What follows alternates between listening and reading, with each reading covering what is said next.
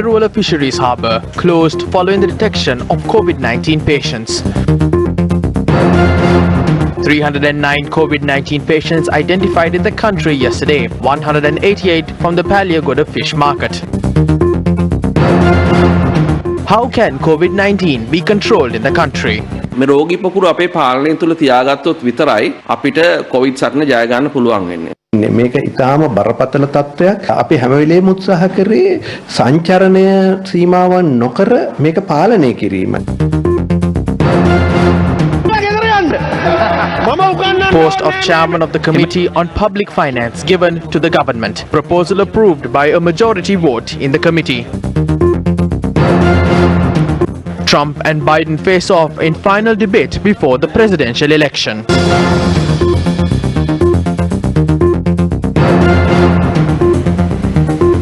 Hello there and welcome to Lunchtime News here on TV1. You're joining me, David Paldano. Now on to your headline making stories this afternoon. Police spokesperson DIG Ajit Rohana has said that 20 fishermen at the Beruwala Fisheries Harbour have tested positive for COVID-19. Police spokesperson DIG Ajit Rohana said that fishermen at the Beruwala Fisheries Harbour and their associates were subjected to PCR tests today. We identified 20 patients from the Beruwala Fisheries Harbour after conducting PCR tests yesterday. More samples of the fishermen of this harbour and their associates were taken for PCR testing today. Meanwhile, 88 people have been arrested for breaking the quarantine curfew during the last 24 hours. And so far, in total, the police have arrested 693 people for breaking the quarantine law and 73 vehicles have been taken into custody. Upon inquiries made by Newsfirst, Acting Deputy Director General of Health Services Dr. Hemantha Herath confirmed that the harbour was closed to carry out PCR tests.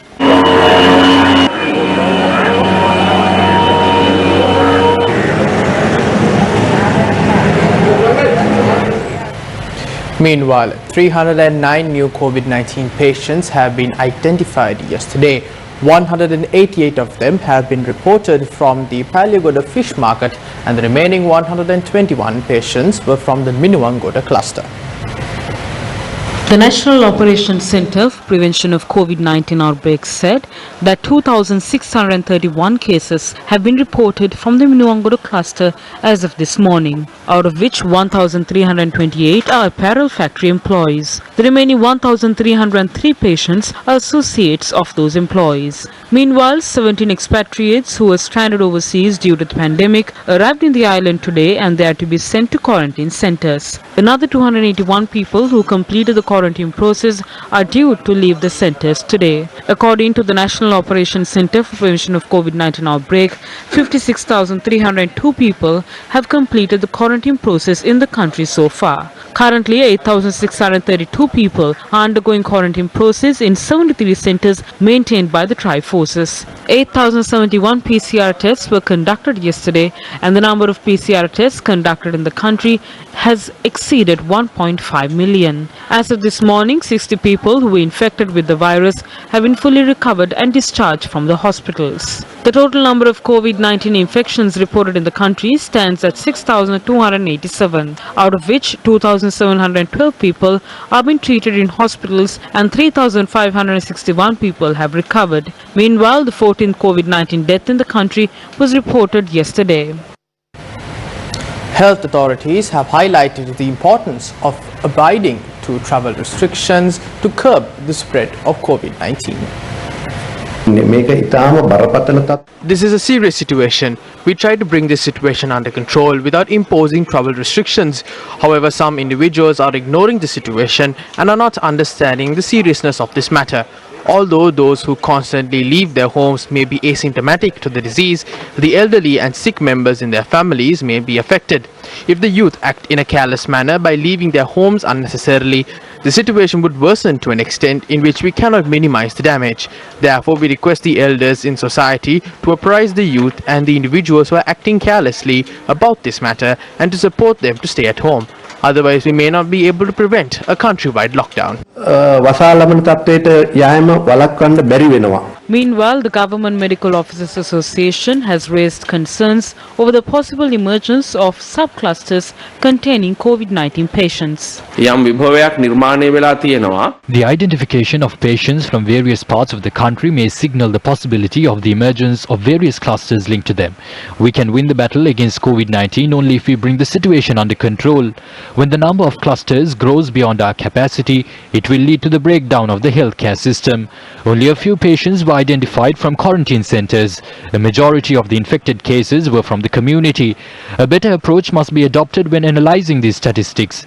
It is important to map the areas from which COVID-19 patients are being detected. That is yet to be done. We don't have a clear idea on the areas from which COVID-19 patients linked to the Paliagoda cluster are being identified. They can be from various parts of the country.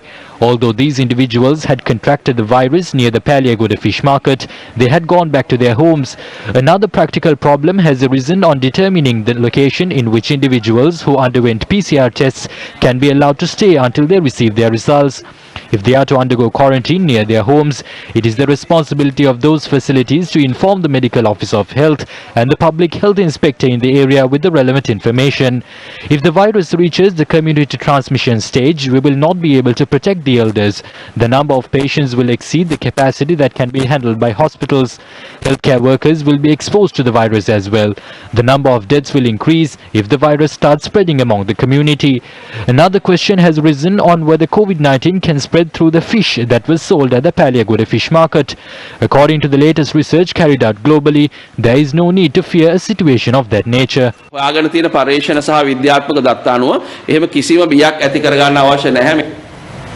Opposition leader Sajith Premadasa drew the attention of the health minister on the current situation surrounding COVID-19 in the country.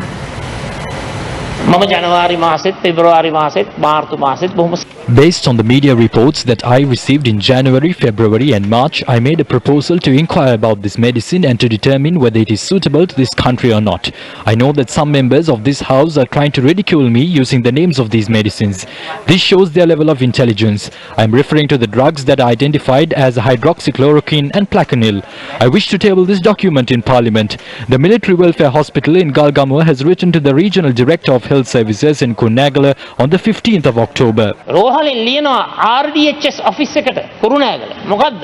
This is to inform you that our consultant physician requested HCQS.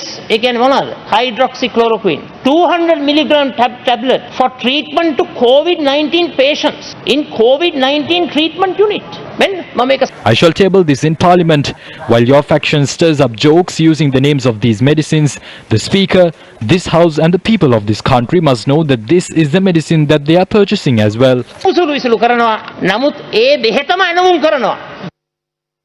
The Chinese government has decided to provide 25,000 PCR test kit as a grant to Sri Lanka. When inquired, the Chinese embassy in Colombo said that a decision was made and the test kits will be granted to Sri Lanka.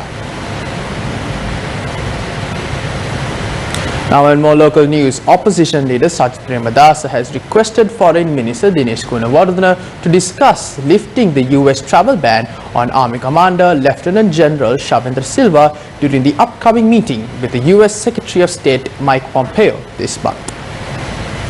මේ වෙලාවේ බොහොම වැදගත් ඉල්ලීමක් කරන්න තියෙනවා අපේ ගරු දිනේෂ් ගුණවර්ධන ඇමතුමාගෙන් මම හිතන්නේ විදේශ අමාත්‍යතුමා ප්‍රකාශයට I have an important suggestion to make to the Honourable President, the Prime Minister and the Foreign Affairs Minister Dinesh Gunawardena. It was stated that the American State Secretary is to visit our country. I suggest you all discuss on lifting the US travel ban on our Army Commander Lieutenant General Shavindra Silva during your meeting with Pompeo. I understand that under the corona situation, foreign travels are limited, but I believe policy-wise, since Army Commander is a representative of our security forces, it is important to discuss on lifting of this travel ban. පොම්පෙයෝ මැතිතුමා හමු වෙනකොට ඒක සාකච්ඡා කරලා travel ban එක ඉවත් කරගන්නයි කියලා මම මේ අවස්ථාවේ යෝජනා කරනවා. විරෝධ පක්ෂ නායකතුමා කියපු කාරණේ ගැන On the matter raised by the opposition leader, we informed this to the American State Department within 24 hours from the ban.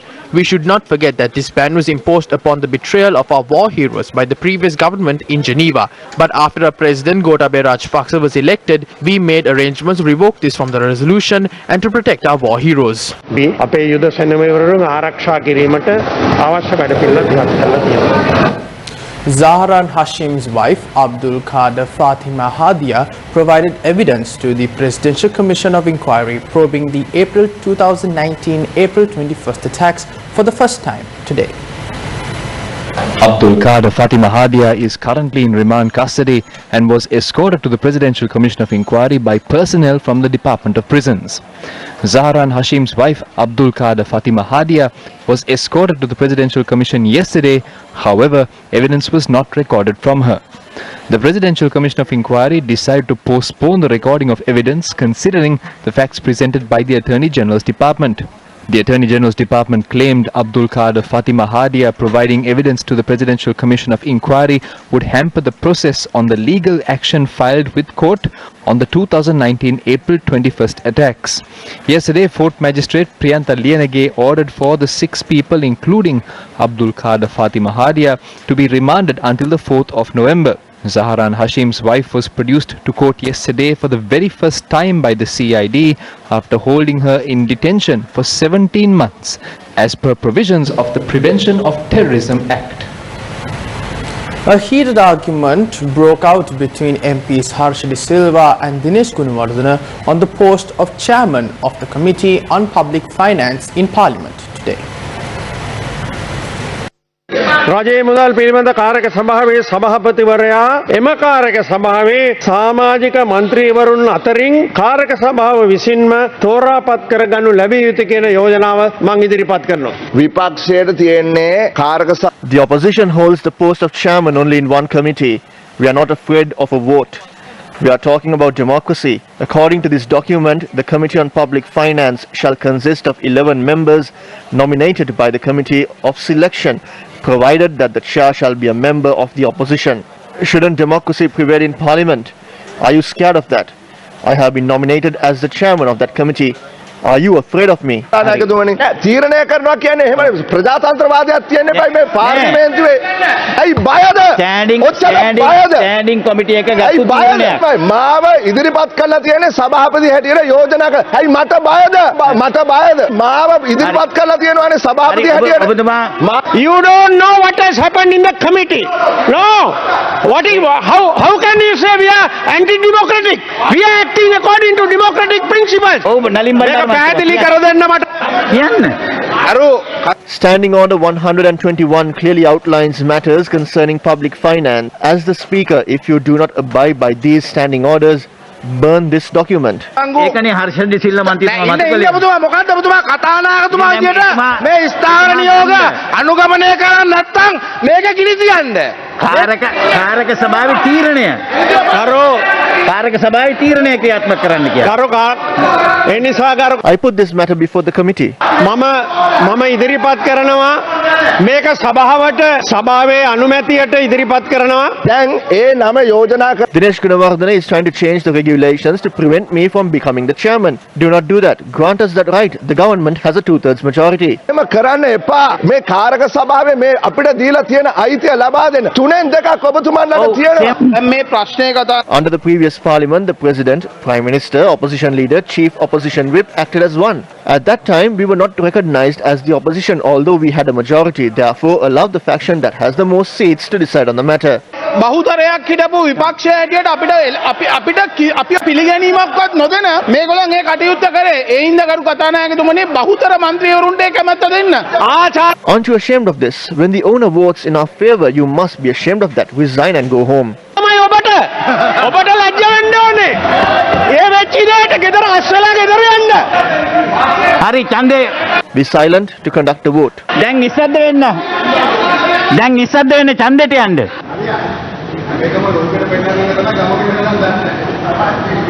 එම යෝජනාවට 87 votes have been received in favor and 17 against. පුත් ලැබිලා තියෙනවා. ඒ නිසා යෝජනාව සම්මතයි. Police have raided a mill that was used to adulterate turmeric powder with rice in candy yesterday.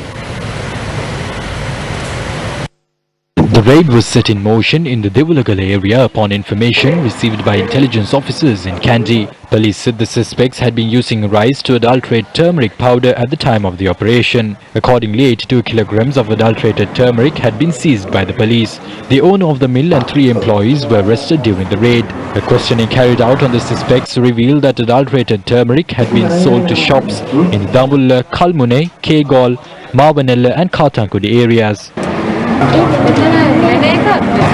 Well, that is a wrap of lunchtime news here on TV1. For more news, log on to our award-winning website, that is www.newsfirst.lk.